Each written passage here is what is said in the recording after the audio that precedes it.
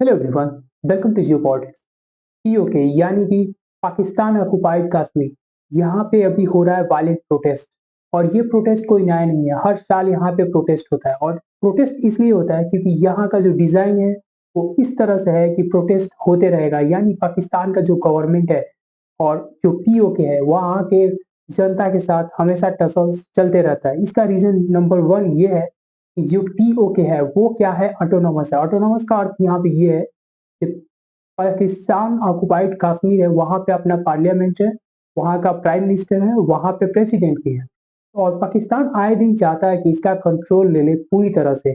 और इसके कारण क्या होता है, यहाँ पे प्रोटेस्ट होते रहता है पाकिस्तान के खिलाफ।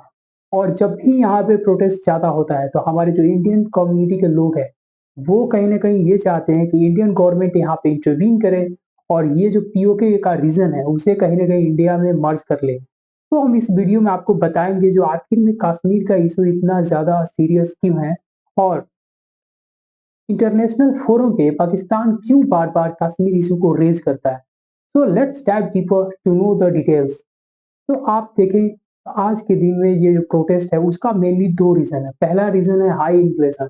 हाई इन्फ्लेशन मीन्स वहां पे महंगाई बहुत ज्यादा है और पाकिस्तान गवर्नमेंट बिजली पे टैक्स बढ़ा दिए जिसकी वजह से ये बर्डन और बढ़ गया और इसी के कारण यहाँ पे प्रोटेस्ट हो रहा है। और इस प्रोटेस्ट के एमिड में क्या होता है, यानी कि बीच में क्या होता है, जो पाकिस्तान की पुलिस होती है वो फायर कर देती है। दे ओपन फायर और बिकॉज ऑफ दैट फायरिंग वहां पे दो लोग मारे जाते हैं और ये जो प्रोटेस्ट है वो वायलेंट हो जाता है। तो सवाल ये है कि क्या जो ये कश्मीर का इशू है यहाँ पे आए दिन हमेशा वायलेंट प्रोटेस्ट क्यों होते रहता है, या जो पाकिस्तान है वो बार बार इस इशू को इंटरनेशनल फोरम पे क्यों रेज करता है। तो मैं आपको मॉडर्न हिस्ट्री से बताता हूँ। सिख एम्पायर के अंडर में था जे एंड के, और यहाँ के जो राजा थे वो थे गुलाब सिंह। और गुलाब सिंह जो थे वो पेड करते थे tributary to the Sikh empire. और यहाँ जो सिख एम्पायर के जो राजा थे यानी कि महाराजा इनको बोला जाता था Ranjit Singh, he was a great leader. तो ये बहुत ही इफिशियंट लीडर थे और इनके राज में जो सिख एम्पायर था वो अपने पीक पे था। बट जैसे इनका डेथ होता है तो सिख एम्पायर जो होता है डिसइंटीग्रेट हो जाते हैं, यानी कि जो भी इसके लोकल रूलर्स होते हैं वो अपने आप को इंडिपेंडेंट घोषित कर देते हैं। और इसका फायदा ब्रिटिशर्स उठाते हैं क्योंकि ब्रिटिशर्स को ये जो आप रीजन देख रहे हैं सिख एम्पायर वो बहुत ही इंपॉर्टेंट था। इसलिए पहला सिक्योरिटी रीजन था। ब्रिटिशर्स को हमेशा डर था कि रसिया जो है वो नॉर्थ वेस्ट से कहीं ना कहीं इन्वेड कर देगा, जिसके कारण क्या होगा कि इनका जो ब्रिटिश एम्पायर है वो कहीं ना कहीं टूट जाएगा। पहला रीजन ये हो गया। और सेकेंड रीजन था इनका बढ़ता हुआ ग्रीड। ग्रीड मतलब ये और टेरिटरी चाहते थे ताकि वहां के जो रिसोर्सेस हैं उसका एक्सप्लॉयटेशन कर सकें और ज्यादा से ज्यादा प्रॉफिट यहाँ से कमा के अपने यहाँ भेज सकें। इन दोनों रीजन की वजह से इन दोनों में वॉर होता है और ये फर्स्ट एंग्लो वॉर होता है 1845-46 में। और यहाँ पे गुलाब सिंह जो होता है यानी जम्मू कश्मीर का जो राजा होता है वो मदद कर देता है ब्रिटिश का, जिसके वजह से सिख एम्पायर यहाँ पे हार जाती है। और जैसे ही सिख एम्पायर यहाँ पे हारती है तो फिर यहाँ पे ट्रीटी होता है, ट्रीटी ऑफ लाहौर। और ट्रीटी ऑफ लाहौर के तहत जो जम्मू एंड कश्मीर होता है वो ब्रिटिश एम्पायर ले लेती है और वहां पे इनको गुलाब सिंह को एक पपेट किंग बना के रख देती है। और उसके बाद शुरू होता है यहाँ पे इंटरफेरेंस ऑफ ब्रिटिश गवर्नमेंट। और उसके बाद क्या होता है कि वहां पे फिर इनका सक्सेसर जो है गुलाब सिंह का आता है रणवीर सिंह। और रणवीर सिंह एक महापपेट था क्योंकि सिपोई म्यूटनी जब हुआ था तो ब्रिटिश गवर्नमेंट को ये मदद कर रहा था ताकि जो ब्रिटिश गवर्नमेंट है वो इंडियन मासेस को सप्रेस कर सके। और यही नहीं था, ऐसे 21 जो कह लीजिए प्रिंसली स्टेट थे जिन्होंने मदद किया था सिपाही विद्रोह के दौरान ब्रिटिशर्स को, ताकि ब्रिटिशर्स इंडिया का जो अपराइजिंग था उसको वायलेंटली सप्रेस कर सके। और इन्हीं का एक देन है, यानी कि वन ऑफ द ये भी रीजन है जिसके वजह से 200 साल जो राज किया था ब्रिटिश वो कर पाया था। उसके बाद जो रणवीर सिंह है उसके बाद जो सक्सेसर आता है वो आता है हरि सिंह और प्रताप सिंह। और यहाँ पे अब हरि सिंह का जो नाम है वो इम्पोर्टेंट है क्योंकि यहीं से हमारा शुरू होगा कश्मीर का इशू। हरि सिंह जो है जब भारत आजाद हुआ तो ये चाहते थे जो यानी जो कश्मीर है वो किसी को नहीं ज्वाइन करे और ऑटोनोमस रहे, यानी कि इंडिपेंडेंट होके रहे। लेकिन इंडिपेंडेंट होने के बावजूद यहाँ पे क्या होता है कि अपराइजिंग होता है, यहाँ की जो मासेस थी वो प्रोटेस्ट करना शुरू करती है इस राजा के अगेंस्ट। और ये प्रोटेस्ट क्यों करते हैं? क्योंकि प्यूनिटिव टैक्स के कारण। प्यूनिटिव टैक्स मतलब बोलते हैं कि किसी भी मासेस पे जब टैक्स लगाया जाता है तो इस तरह से टैक्स लगा दो कि वो इतना ज़्यादा हो जाए कि वहाँ की जो मासेस है वो अनेबल हो जाए पे करने में, उसी को बोलते हैं प्यूनिटिव टैक्स। जो राजा हरि सिंह का लोकल एडमिनिस्ट्रेशन होता है, वो इसको सप्रेस करने की कोशिश करता है और इस सप्रेशन में क्या होता है कि फोर्स का यूज़ होता है। जैसे फोर्स का यूज़ होता है, वहाँ की मासेस थी वो वायलेंट हो जाती हैं और वहाँ पे ये वायलेंट रूप लेने के बाद क्या करते हैं कि पूंछ का पूरा कंट्रोल अपने हाथ में ले लेते हैं और यहाँ पे एक तरह से कह लीजिए राजा का डिफीट हो जाता है। और ये डिफीट जैसे पाकिस्तान देखता है, वो स्टार्ट करता है मेडली जो नॉर्थ वेस्ट फ्रंटियर प्रोविंस है, वहाँ पे पश्तून ट्राइब्समैन जो है वो आते हैं जम्मू एंड कश्मीर में। और पश्तून ट्राइब्समैन है, इसमें ट्राइब का रूप लेके जो पाकिस्तान की आर्मी थी वो भी यहाँ पे आई थी ताकि वो कश्मीर को लिबरेट कर सके फ्रॉम द रूल ऑफ राजा हरि सिंह और बाद में इसको मर्ज कर दें कश्मीर को पाकिस्तान के साथ। लेकिन जब ये बात पता चला राजा हरि सिंह को तो वो इंडिया से हेल्प मांगते हैं, बट इंडिया उनसे इन रिटर्न में साइन करवाता है instrument of accession. Instrument of accession में 3 कंडीशन थे। पहला कंडीशन था कि जो डिफेंस का कंट्रोल है वो इंडिया लेगा, फिर एक्सटर्नल अफेयर्स भी इंडिया लेगा और दूसरा कम्युनिकेशन भी गवर्नमेंट ऑफ इंडिया रखेगा। बाकी तुम अपना रीजन स्वयं एडमिनिस्टर करो, कोई दिक्कत नहीं है।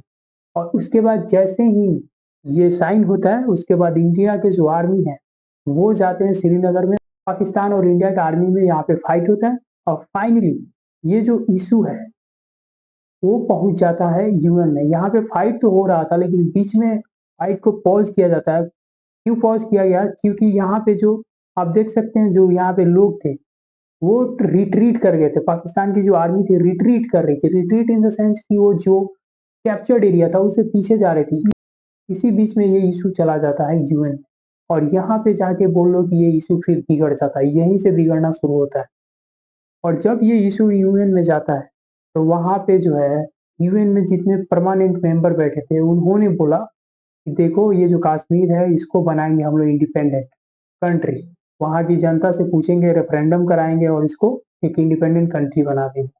लेकिन ये दोनों पार्टी इसको एक्सेप्ट नहीं की, नहीं, ना ही पाकिस्तान एक्सेप्ट किया और ना ही इंडिया। तो फाइनली इन्होंने एक कमीशन कंस्टिट्यूट किया और वो कमीशन आके सीज फायर लाइन ड्रॉ करती है जो इंडिया और पाकिस्तान दोनों एक्सेप्ट कर लेते हैं 1949। और यही जो लाइन थी 1972 में जब शिमला एग्रीमेंट हुआ वहां पे इसका नाम बदल गया लाइन ऑफ कंट्रोल। और तब से अभी तक ये इशू जो है अभी तक हॉट इशू है एक तरह से, अगर पाकिस्तान और इंडिया के रिलेशन में आप देखें तो 1963 में पाकिस्तान ने किया गया था सक्सगाम वैली जो था, जो पाकिस्तान ऑक्युपाइड कश्मीर में था, उसको इन्होंने गिफ्ट कर दिया अपने न्यू मित्र को जो चाइना है। और इसको क्यों दे दिया? क्योंकि चाइना ने 1962 में इंडिया को हरा दिया था और इसके खुशी में इनको बहुत मजा आया और इन्होंने दे दिया इसको। और इन्होंने रीजन क्या कोट किया था? रीजन ये कोट किया था कि देखो चाइना और जो पाकिस्तान है उसका बॉर्डर एग्रीमेंट हुआ है, उसी के तहत हम लोगों ने कुछ टेरिटरी सीड किया है, कुछ टेरिटरी हमने लिया है। हमको नहीं पता कौन सा टेरिटरी इन्होंने गेन किया था इन रिटर्न।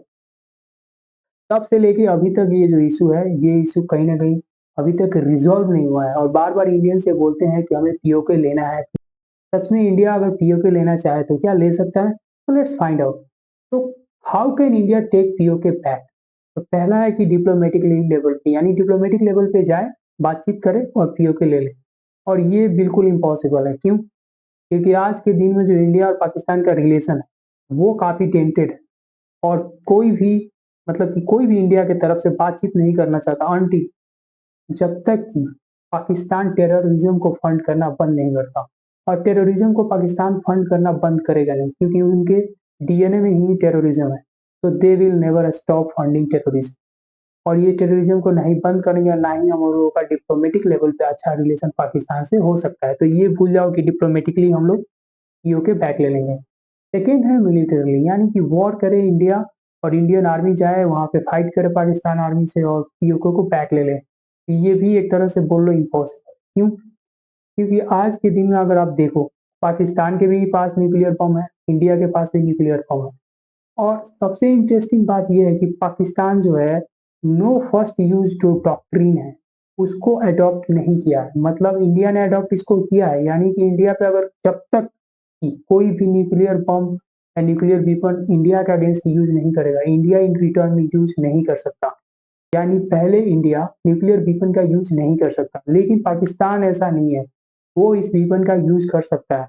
यही कहीं ना कहीं कह लीजिए रोकता है डायरेक्ट कन्फ्रंटेशन। मान लीजिए इंडियन, ऑफ कोर्स इंडियन जो ट्रूप्स है वो अंदर जाके पूरा ले लेगी, there is no doubt about it, but कहीं इन रिटर्न में पाकिस्तान एक भी न्यूक्लियर मिसाइल इंडिया की तरफ फायर कर दे, तो फिर ये जो वॉर है वो इंडिया को कितना साल पीछे धकेलेगा वी डोंट नो। आज के दिन में आप देखो तो पाकिस्तान जो है वो बहुत ही फ्रेगमेंटेड हो चुका है। आप पॉलिटिकल लेवल पे देखो या इकोनॉमिक लेवल पे देखो, क्योंकि पाकिस्तान में बलूचिस्तान हो गया, सिंध हो गया, पंजाब हो गया, आए दिन यहाँ पे प्रोटेस्ट होता है पाकिस्तान गवर्नमेंट के अगेंस्ट, और ये यहाँ के जो लोग हैं वो इंडिपेंडेंट कंट्री बनाने की बात करते हैं। अगर यहाँ पे इंडिया मेडलिंग करे और जो इंटरनेशनल कम्युनिटी के लोग हैं उनका समर्थन लेके यहाँ पे अगर इंडिया इन टेरिटरी को एक इंडिपेंडेंट नेशन बनाने में मदद करे, तो जो पीओके है वो इंडिया आराम से ले सकता है, there is no doubt about it. China का जो इन्फ्लुएंस है पाकिस्तान में वो बढ़ते जा रहा है, और इसके कारण क्या है कि यहाँ के जो बलूचिस्तान के लोग हैं वो बहुत ही नाखुश हैं। आने वाले फ्यूचर में there is no doubt about it कि पाकिस्तान ब्रेक होगा, और आप देखना कि 2-3 कंट्री तो बनेंगे ही बने, क्योंकि इनसे नहीं चल सकता। जहाँ पे भी मिलिट्री का इंटरवेंशन ज़्यादा होता है, इकोनॉमिक अफेयर हो गया या पॉलिटिकल अफेयर हो गया, उस कंट्री में सिविल अनरेस्ट हमेशा बना रहता है। आप हिस्ट्री उठा के देखो या प्रेजेंट डे में भी देख लो, जैसे म्यांमार एग्जाम्पल है उसका। उसके बाद अगर अफ्रीका में जाओ तो वहाँ पे बुर्किना फासो हो गया, नाइजर हो गया, सूडान हो गया, ये जितने सारे कंट्री है यहाँ पे मिलिट्री का एक्सेसिव इंटरफियरेंस है। और जहाँ पे भी मिलिट्री का एक्सेसिव इंटरफियरेंस होगा वहाँ पे सिविल अनरेस्ट हमेशा बना रहेगा, और जो बाहरी प्लेयर है यानी जो अदर कंट्री है वो यहाँ पे मेडलिंग करना उनके लिए आसान हो जाता है, क्योंकि यहाँ के लोग का जो ओपिनियन होता है वो भी एक तरह से यूनाइटेड नहीं होता है। तो ऐसे में मुझे नहीं लगता कि पाकिस्तान ज़्यादा दिन चलने वाला है, और पाकिस्तान बहुत ही जल्द टूटेगा और इंडिया आराम से पीओके ले सकता है। So we don't need to fight a war with them. We can take it easily. This is it. See you in the next video. Thank you.